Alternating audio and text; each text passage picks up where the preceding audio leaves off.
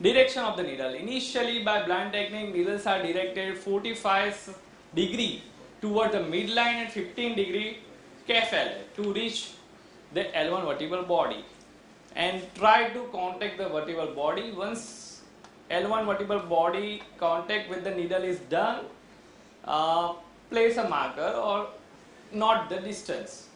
Then needles are withdrawn and redirected slightly laterally about 60 degree from the midline so as to walk off the lateral border of the L1 vertebral body and reach on the posterior aspect of the aorta on the left and the anterolateral aspect of the aorta on the right. Contrast confirmation should also be done, and it is advisable by blind technique also. Drug solution volume requirement is 20 ml of blocking agent on each side. It should be given in bolus doses of 3 to 5 ml.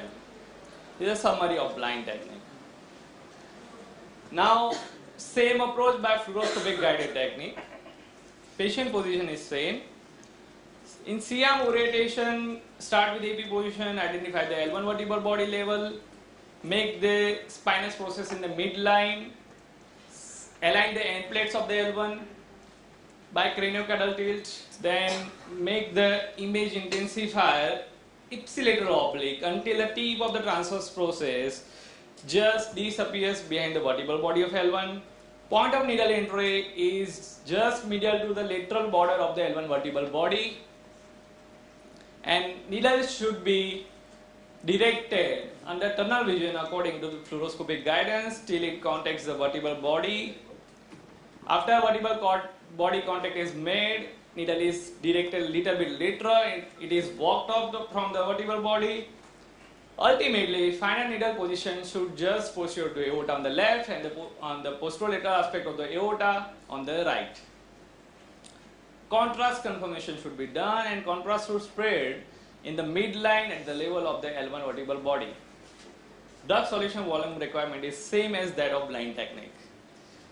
This is summary of the fluoroscopic classic retrocrural approach.